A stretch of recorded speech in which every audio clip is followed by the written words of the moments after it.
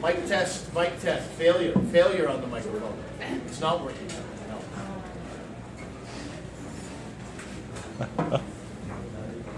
Yeah, we get to change it. We'll feel that.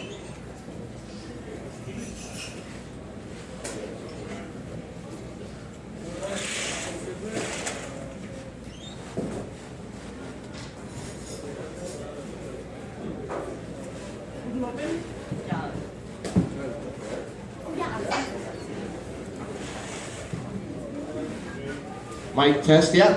Yeah. Hot. That was hot.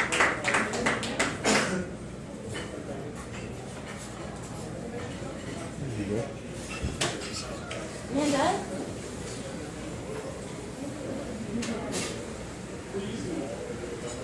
Nice. I'm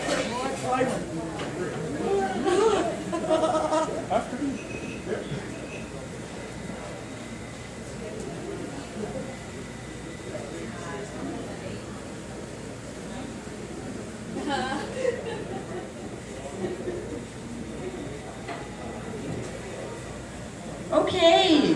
Can you guys hear me okay? Yes? Woo! That means nothing to me. Star, I'm actually deaf. For people who don't know me, I can't hear. And people always find that I don't sound like I'm deaf. I don't sound the part. I sound better, quite frankly. Yeah. It sucks. I never know I'm gonna know I'm better, you know? Like, I taunt them, but I don't know how much of that they really catch. It's weird. No, I grew up hearing. I lost my hearing completely when I was 21, so that's why I sound like I sell with those.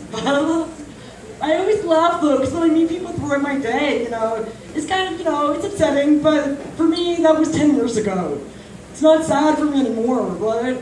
But I meet people every day that are hearing the story for the first time because people want to know, really, you're deaf? Wow, like what? You know, so there's questions and I answer them, but people always go, oh, I feel like that. No, it's okay. No, don't feel sorry for me. And people always get, no, I don't feel sorry for you. Oh my God. I'm like, really? Well, you should. You feel nothing? If you listen closely, it's kind of a sad story. You're deaf. No, you do learn a lot about people though when you're deaf because I mean, I grew up people treating me one way my whole life, you know, and overnight people just have a completely different idea of who you must be, right? And I don't know, like people don't take me seriously at all, you know, and I think that's kind of weird. You know, I find it strange that, well, yeah, I'm deaf, but I mean, I'm with it, you know? But I was at a wedding a while ago, and I'm just talking to this guy, whatever, for a while, I knew about sign language, so I was like, cool, you know? And then finally, after like 10 minutes, his wife storms over and was like, are you gonna introduce me to your new friend? You know? And I could tell he was like, oh, I'm sorry, I mean, this is Chrissie, she's dead. And right away, this woman backed down. She was like, oh, I could tell from, I'm so sorry. Aren't you pretty? I was like, fuck you. All right. Yeah, now I'm gonna sleep with your husband. I wasn't going to before, out of respect. But since you didn't give me any. Yeah, that's right. It'll be the wildest sex of his life, and for the next like 50 years, deaf people are gonna have people take him a little more seriously, because that one time, that I was so good and bad. Yeah, but people are a little weird, and it's okay, because I'm a little weird. Like, I grew up, 21 years I had cultivated this entire personality, you know, and then one day I just couldn't use it, because I've always been friendly and sociable, you know, and I try to talk to people, that doesn't go away. Like, right away, I'm always like, fuck, I'm so sorry. Because I try to meet you, hey, it's nice to meet you. What's that? What's that? I'm deaf. Well, they did not come to me. I'm like, oh, I feel like a jerk, you know what I mean? But whatever, I'm not gonna change, you know, I don't mind, it's a little awkward or whatever. But I laugh because I just don't have a filter. I say anything sometimes to include myself, you know, that's my job. Like, being deaf's not so bad, but you gotta work a little harder, you know, it's not up to other people. I think it's weird, you know? You have to help them get used to it. So I try to involve myself, you know? And when I'm at a group function, usually I have like one person, you know, one of my friends or something, just sort of feed me in on what's going on so I can feel, you know, part of the group. And I was at a baby shower a while ago, and just my friend turned to me and said, oh, sorry, Chrissie. We're all talking about, like, how ill we got when we were pregnant. And I was like, Oh my god, I was so fucking sick. They were like, oh, wow, you have kids? I said, oh no, I had an abortion. Chrissie? That's not something I want to share, you know? And it came out before I really thought about it. I just want to include myself that bad. And it's like, what a big deal, like, it's a blender we all could have had a good chuckle about, you know? But people were seriously fucking offended. You know, like, some people were like, and I got, like, I don't know why people, I guess because I'm deaf, they thought they could have this whole abortion debate in front of me, but, like, I don't know, I think it's wrong, and blah, blah, blah. Fine. Whatever point of view you want, I don't care. I mean, this woman was having a baby, she's obviously against abortion. She kept it, good for her, she's gonna raise it. But I'm talking about people who are against it, but they've had it, you know? So they beat themselves up, they ruin the rest of their lives over it. And I just think, fuck, what are you gonna do? I'm not for abortions, I'm not like, fucking right, we'll see prayers this month, we rip the thing apart, you know? It happened. I made it 30 years and then it finally happened. Yeah, I don't want it. I'm pretty sure that guy that I met downtown, he didn't want it either. You know, I'm not gonna have this, fuck it, who cares? But I was listening to myself justify myself and, whoa, why? Who cares? Who cares? We can move on, you know? I have friends who spend the rest of their like, oh, what's wrong? You know what's wrong? You know, she's fucking talking about abortion again. You know? And she's like, oh, it's been a year since I had that abortion. You know, I could have like a baby by now, and I was gonna name Kevin. What? Yeah, but you didn't want it, remember? That's why you went to the hospital and killed it. She's like, yeah, but he could be 6 months. Yeah, you know, it sounds like they got it all. I think you beat it. Congrats. My favorite, though, is people who are against abortion, but for Plan B. What the fuck? That's like somebody being against eating garbage, but they kind of adhere to the 3-second rule. Like, if you grab it in 3 seconds, it's not disgusting. It's Plan B. I'm like, come on. No. It's the same thing. And I'm just saying, if you want to save some money, Plan B is $40. Abortions are free. Yeah, sometimes I tell my boyfriend I need Plan B, grab myself $40 and a case of beer. Woo! Yeah, abortion, that's a real time. See, I can't hear the laughter. When I do material like this, I'm always like, just fucking finish, man, sorry. Yeah, so I don't know, Keith and I went to law school together, and this goes back to people not taking me seriously. When I graduated from law school, I had people ask me, really? Aw, real law school? Well, yeah.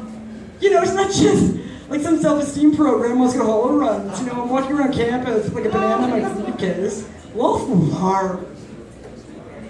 Like middle school, where they would mix like the retards with like the geniuses. Remember this?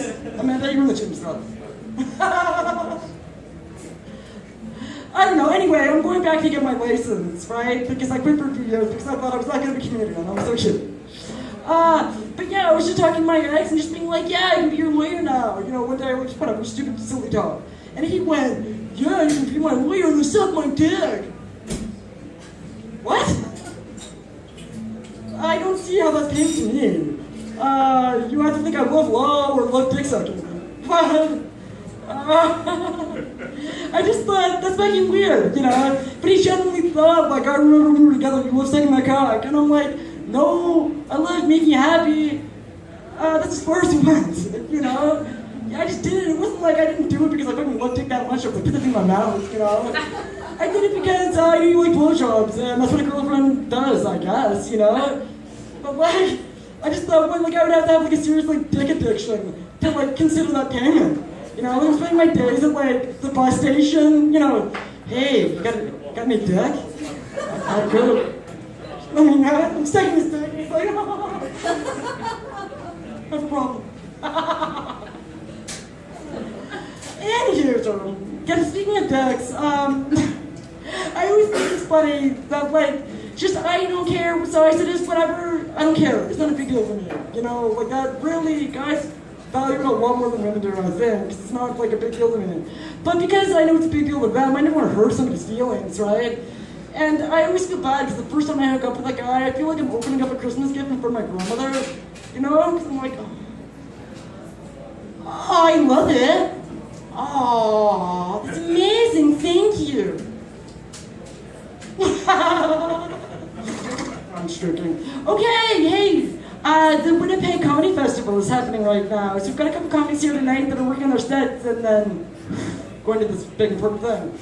That's like our first comic, so please give it up to the very funny Ali-san. Thank you, Chrissie. I'm gonna just start this. I'm gonna record this magic, if that's okay with everybody. Oh yeah, magic! I'm gonna be at the Winnipeg Comedy Festival talking about food, and that's a big part of my life. Food has saved my life. This is a time. I have 3 kids, and my 2 daughters will always ask me these awkward questions. Recently, my daughters were in the backseat of the car, and my 8-year-old's like, Papa, where did our little brother come from? And I was like, I'll handle this. I go, honey, let me be honest with you. Mama had a pain in her stomach one day, and then we went to the doctor, and he said it was your baby brother. That's as honest as I'm gonna get. And she goes, but Papa? I was like, Christ, what's with the follow-up questions? I nailed it the first time. She goes, Papa, where did the baby come from? And I was like, all right. I handle this like a man. I was like, all right, honey, well, who wants French fries? And I just turned into the nearest Lebanese restaurant I'd never even seen before. We had shawarmas, we had fries, falafel. I spent $23 just to not answer that question. And I'll continue doing that. As long as maybe it'll change in a couple of years.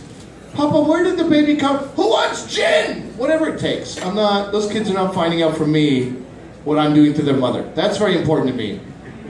This is about what the 1,800 people in Winnipeg are going to sound like, and that's my biggest fear right now. This is my fucking biggest fear, that this will be 100 times the amount of people, but the exact same response. Anyway, we're going to, we'll battle through this. We'll make it happen. There's a Winnipeg vibe going on here. I like it. I saw, we had a big shawarma scene in Toronto. I saw something very encouraging the other day, and I think this is like, as a Muslim Canadian, I really like this. But I think we can all appreciate this. I saw a Mrs. Shawarma. Mrs. Shawarma. That's good. That's good news, right? That's not... You know how macho shawarma is? The king of shawarma. The sultan of shawarma. That place called, bro, why don't you have a shawarma? Shawarma. There's a lot of... It's very macho. It's all about the men. Finally, Mrs. Shawarma. That's good. I like that. It's like the community got together and they were like, honey... Everybody's telling us that we don't respect our women. Why is it? They're making fun of us. Listen, they tell us we keep you locked up in the kitchen. Well, guess what? You're out of the kitchen. I mean, we're putting you in another kitchen, but it's a commercial kitchen. Come on, it's very big, spacious.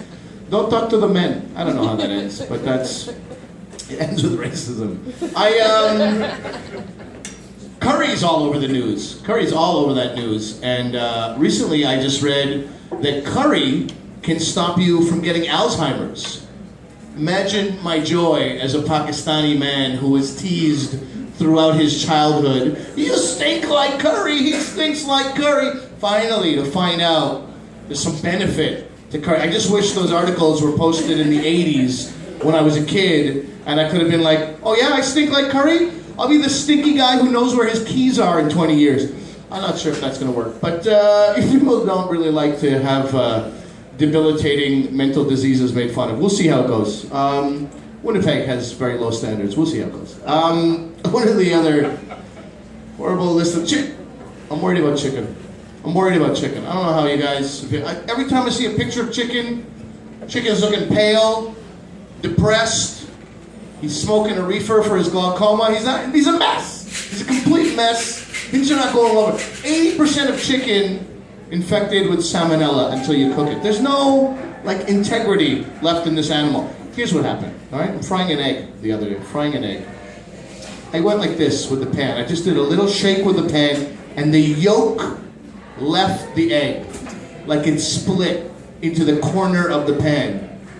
I'm staring at the white of the egg while the yolk cowers in the corner. I was like, man, chicken, you gotta get to the gym or something. You gotta drink a fucking smoothie. Do something. You can't, this is not a way to live. That would be like if you were walking down the street and you just did a little tug on your jeans, and then your left testicle ran out your pant leg. Come on, yeah, you'd be like, oh, I'm gonna no more cheese whiz on my pancakes. I'm gonna maybe do some sit-ups. You'd make some changes, right? Chicken needs to get its shit together. That's what I can't even say that on CBC television. We're gonna see. I'll find a replacement.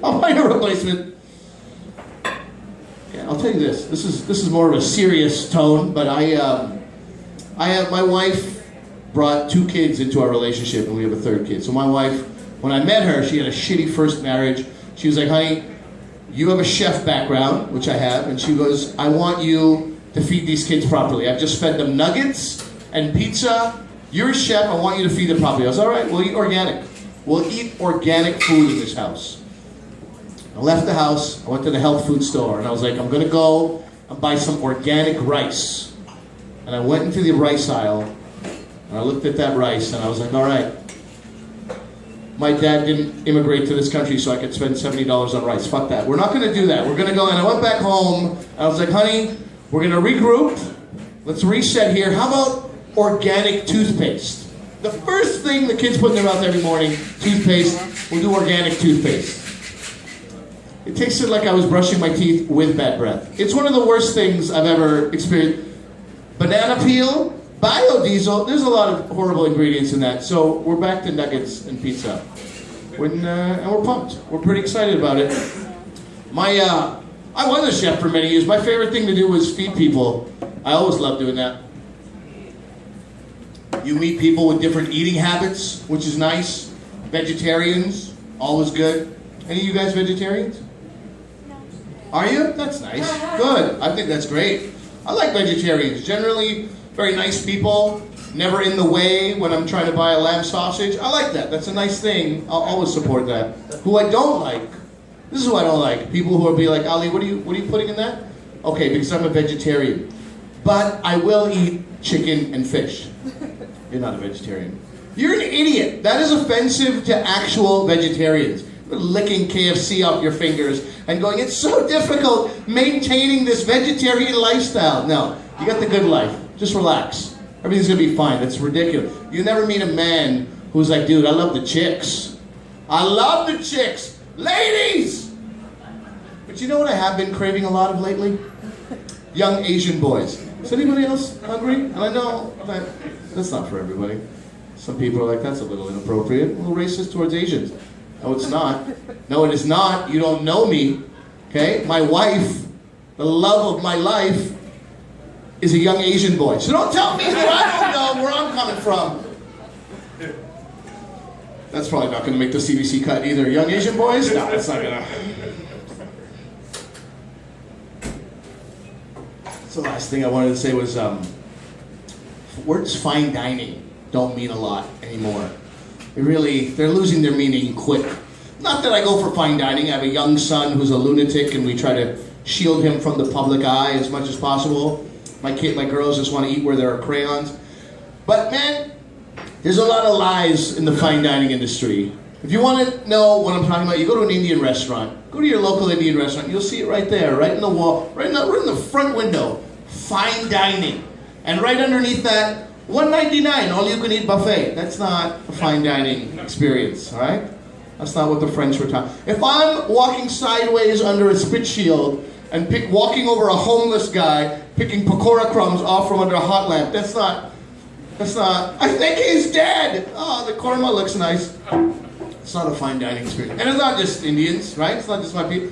Saw a Korean restaurant the other day, same thing. Fine dining / karaoke. Come on, what are we doing here? That's not a fine dining. So I can't be eating exquisitely prepared meat at table 5 while table 6 is gathered around belting out Celine Dion covers, right? Yes, my heart will go on, but will my food stay down? I can't be part of that, right? There's gonna come a point very soon where I'm gonna go to a nice French restaurant and the waiter's gonna come up to me and say, Monsieur, the chef special today is a grilled saltfish. We serve that with a duck terrine, and we drizzle that with a cream sauce.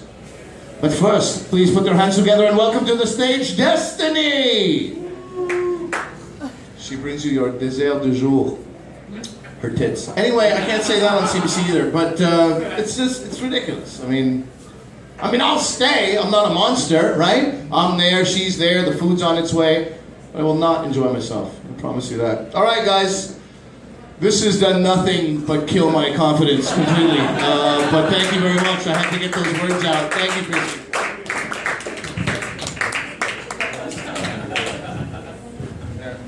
I'm going to be behind you taking stuff out.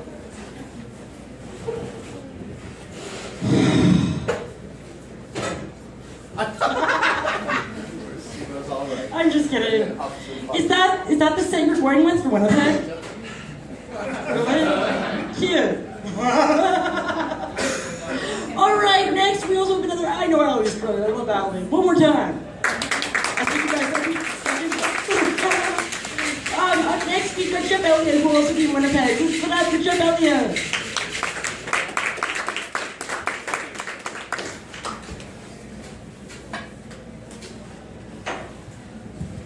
Hey guys, I'm gonna keep my topic a secret. You guys can figure it out at the end. It's not food. I'm not usually one to brag, but I'm gonna share this with you guys. My hands are pretty much gorgeous. You guys can appreciate that in the back. I've taken care of my hands since I've been told that women look at a few things when they first meet a guy. I hear eyes a lot. I got some pretty sweet baby blues happening up there. I also heard feet, which I didn't really understand, but I guess there's some sort of mathematics between down there and right around here somewhere. Mine are size 11. That is slightly above average. 11 wide, actually. And I heard hands, so I'm taking care of my hands. What they didn't tell me is if you're losing your hair, none of that other stuff matters. It's not going so well for me up top or on stage. I'm getting really tired of waking up in the morning, looking at myself in the mirror and saying, wow, I am having a really bad hair life.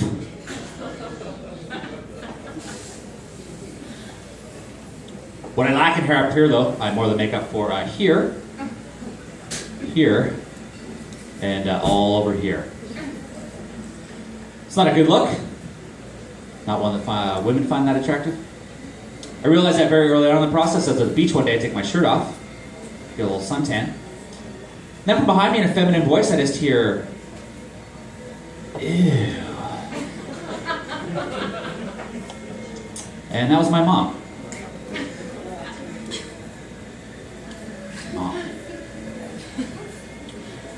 I've been trying to date recently, which is not going that well for me either.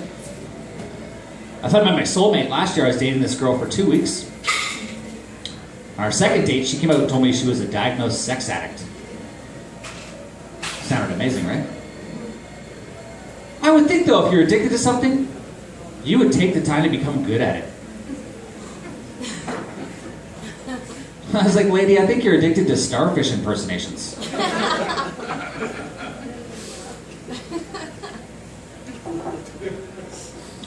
I have to shoulder some of the blame, though. I'm not the best myself. I was in a weird situation recently. I met this woman in a bar. We hit it off, so we go back to her place. Things are going even better. She made me put my penis inside her vagina, which I thought was very hospitable of her. But that's when things got weird. Because right in the middle of us making sweet, sweet love, she stopped me, told me she liked it a little rough, which I'd never experienced before. I was willing to give it a try, though. She said to explain to me what she wanted. So she tells me that she can't have an orgasm unless my hand is around her throat. It's very confusing for me, because part of me doesn't want to hurt her, but then the other part of me was like, since when do girls have orgasms? Not on my watch, sister.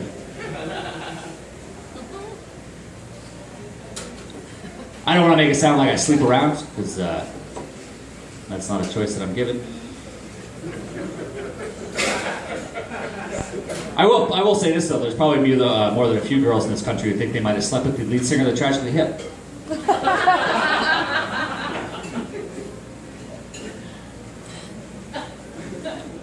Been traveling a lot recently. Formulated an opinion. Hasn't been that popular. I'm going to share it with you guys though. I think airfare might be too cheap. Yeah, nobody ever agrees with me. Here's my reasoning though. I think there's certain people out there who should be forced to travel by bus.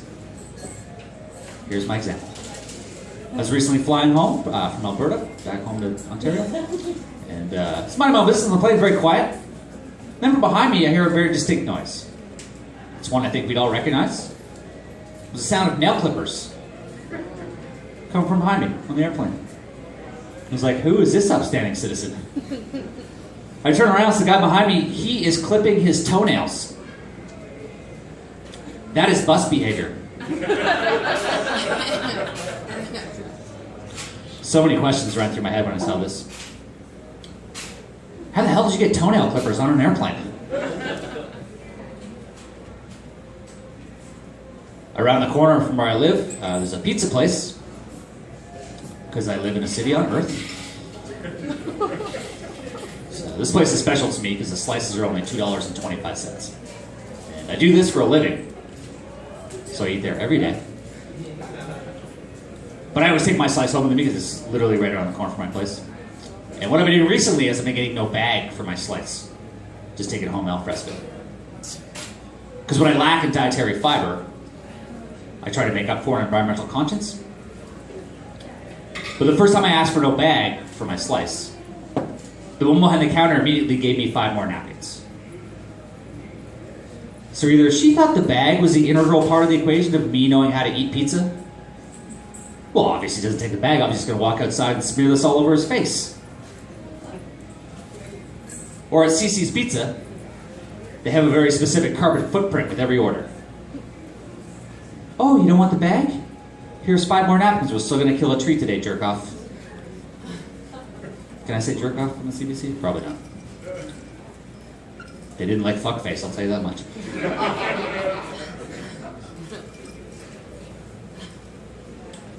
My biggest problem right now is I can't get cell phone reception while I'm inside my apartment. Right here in downtown Toronto. It's a huge pain for me because I don't have a landline. So I finally got fed up. And I decided to call to complain, which required me to walk outside my apartment. Standing on my front lawn, talking to this person at customer service, explain the situation. They attribute the problem to the fact that my house is made of brick. What the hell am I supposed to do? Every time I build one of the straws or sticks, some stupid wolf comes and blows it down.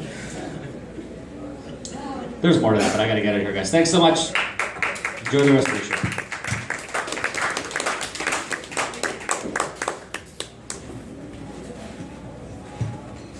All right, thank you so much, Chef Elliott. He's gonna do great. I will. Goodbye. He's one of my favorites. He's so funny. Just because even though I can't hear him, his facial expressions and stuff. So I'm sorry if you find it difficult doing my room when you're not doing anything. You're taking a pause. I'm like, ah! Yeah, that was good. Okay, up next we have the very funny, and I'm sorry if I said your last name wrong, sweetie, but Anthony Engelberg, I think. I have not said it. How's everybody doing? Can you tell some jokes? That's what I'm here to do. Guys in the corner there, white people over here. It's very segregated, eh? Taking back to the 1950s. So I recently got a job. I'm working in the, thank you. I'm working in the garbage industry. So my baby mom was right, I'm officially a waste man, all right? I started working at this job and I was noticing the application.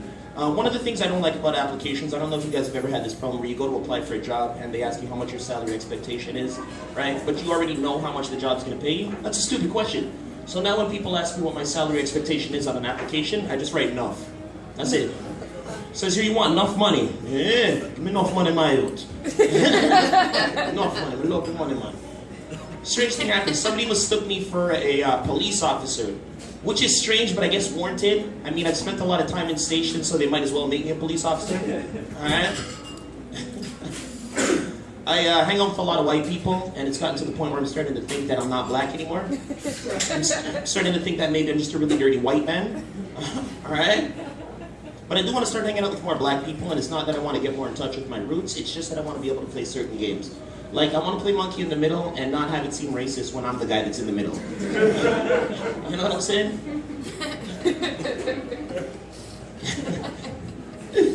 You know? And every time I try to hang out with black people, it never always works out because I sound like a white guy, and they notice that, and they say, you know what, dude, you think you're white. You think you're white. You want to be white. And then I think about it, maybe I do want to be white. Fuck! But not for long, okay? So white people don't get it twisted. It's just for like a day or so, you know? You know, just long enough to know what it's like to have good credit. Like, you know? I just want to be able to go to college and tell people I'm in college and not have them assume it's Everest, because I hate that fucker. I hate that fucker on that commercial.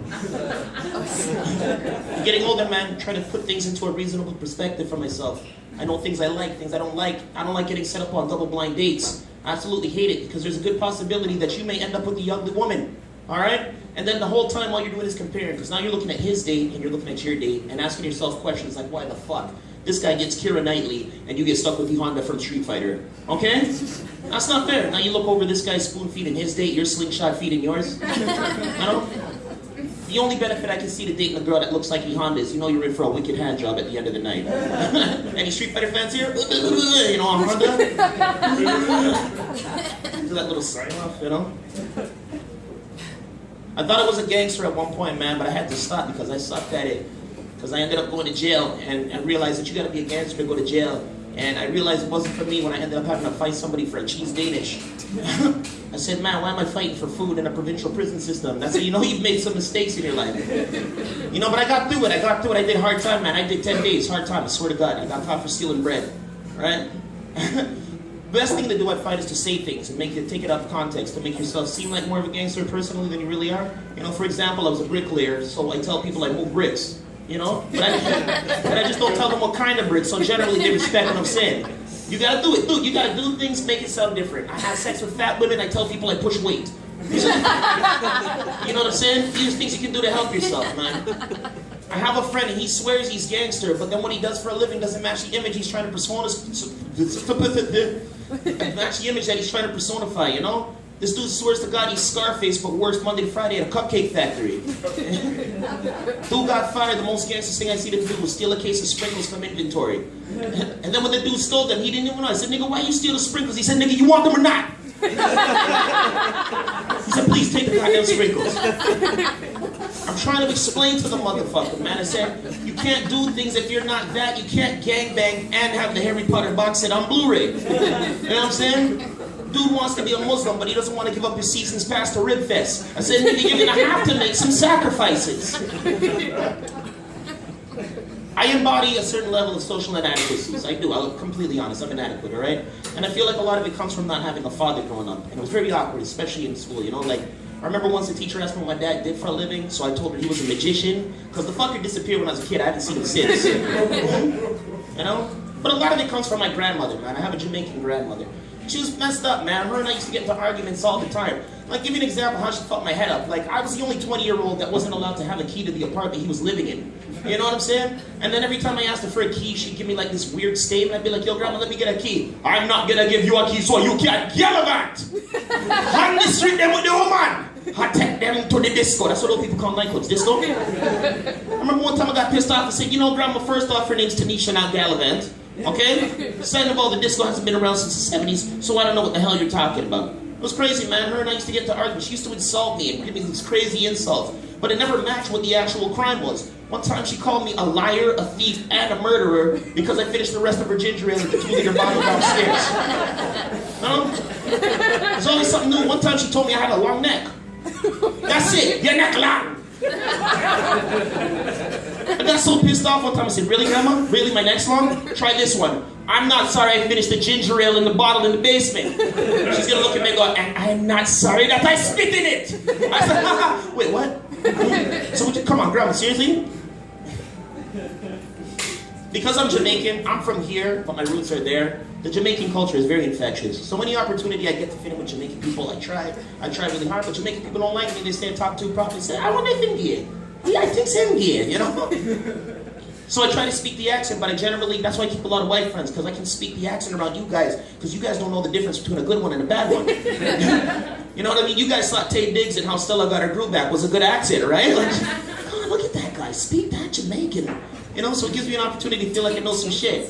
But you do got to be careful with the accent, because if you don't truly understand the dialect and know what phrase goes where, you can end up in a lot of problem. White people, take it from me, all right? Like one time I was having a conversation with these Jamaicans and we were talking about the female body part that we like the most. So now the first Jamaican guy's like, personally, I am more of a titty man. Because the titty them are nice and soft, you play with the nipple them, bumbo clots. It's almost like playing with the dial on a radio. So you know, the guy gives him 5. He says, yeah man, you know say the titties are nice, but personally I am a leg man. Because the leg them nice and soft, you put some oil upon the leg them, Jesus Christ! Come like say, and them all lead straight to heaven. So now they got to me, alright? Now, I'm a booty dude. I love a girl's booty. Love a girl's ass. And I want to let these guys know, alright? And the Jamaican equivalent of the ass is referred to as the body. Alright? So I wanted to let these guys know in a Jamaican accent. So they got to me, they said, so what you say, Mayu? What you say, like? I said, well, the legs are nice. And the titties are nice, but personally, I'm more of a body man. They said, what you say? I said, I'm a body man, dude. I said, yo, matter of fact, I'm probably the biggest body man you ever seen, dude. I said, yo, show me a bigger body man, I'll fight it, man. Because I'm the only body man around here. And I got jumped. Thank you very much, guys.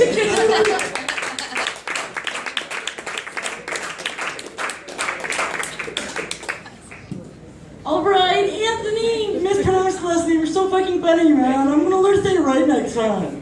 I'm just really slow. Sorry about that. Okay, up next, we've got a very funny lady comic. So everybody give it up. She's got a show every Thursday at the Hot Box Cafe, Kensington Market. Amanda Day.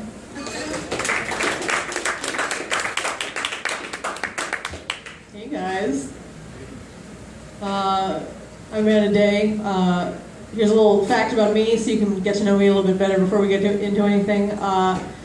I've never given a hand job that wasn't also a blow job, so no half measures, guys.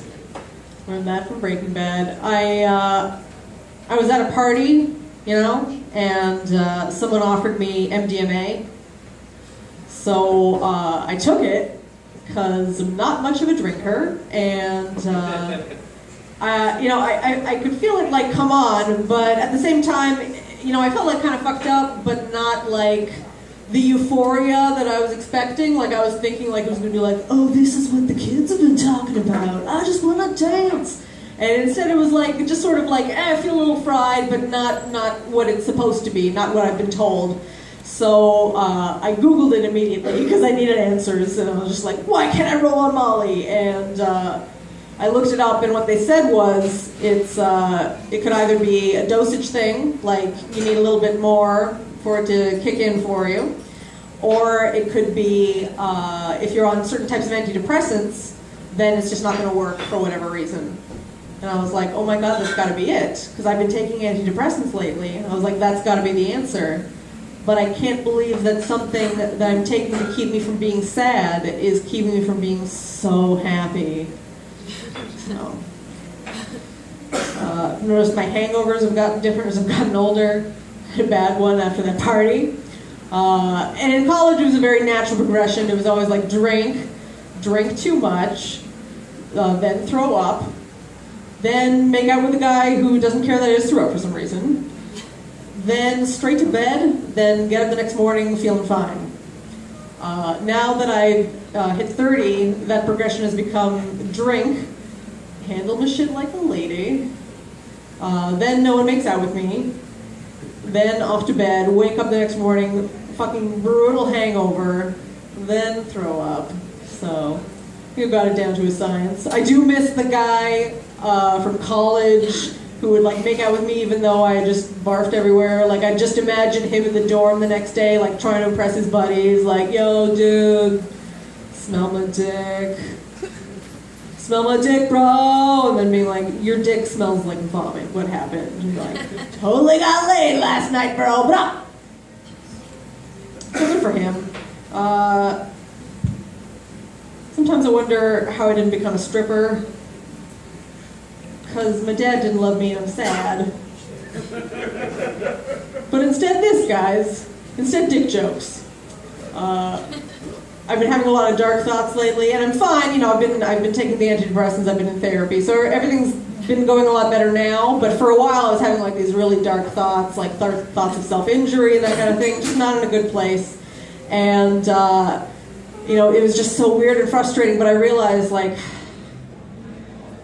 I can't do it. You know, like cutting yourself. That's for like 14-year-old girls, right? Like I'm 30 now. Just too fucking old. That ship has sailed for me, guys.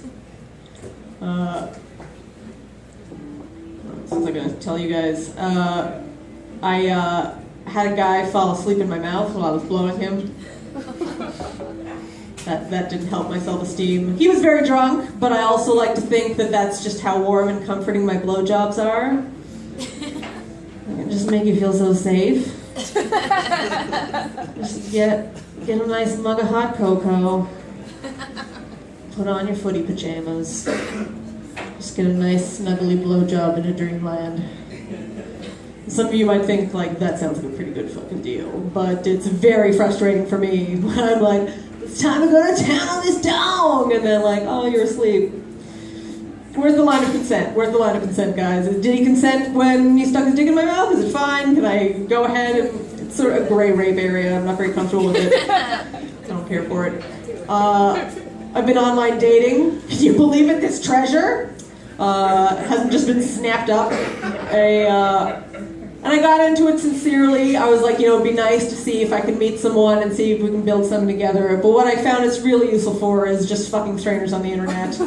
So if that's your game, man, go for it. I highly recommend it. But I had a guy over to my place recently, and he spent the night. And in the morning, he had to get up and go to work. So he turned to me and he said, hey, is it cool if I hop in your shower? I don't want to go to work smelling like sex. And I was like, wow. We're very different people. So I don't give a shit. I'll babysit your kid with dick breath, I don't care. Do not shake my hand after the show. Not my sweat. Another thing about online dating, and if you're a lady and you do this at all, you probably experience this, is that people will just send you dick pics without you asking for them at all. Like they just appear in your inbox, and it's never like an ideal situation where like maybe you already have a fuck buddy and they like text you late at night like, look how hard I am right now, and then dick pic. Like it's never a familiar dick where you're like, I'll be right there in 20 minutes. Like it's never that. It's always the first thing they send to you is just a photo of their dick. And I had a guy write to me, he had no profile picture, which is already a huge red flag, and he wrote, hey, you want to smoke some kush and have some mind-blowing sex, and then dick pic. And I was like, that all sounds great if I knew who this was. And secondly, how do I know this really your dick? Because you can just Google dicks and be like, yeah, that one looks like it could have come off me, and then just send it out into the world and like see who it reels in, and then what are you going to do when the moment of truth comes and the pants come off and it's not the right dick? Like, it's already there.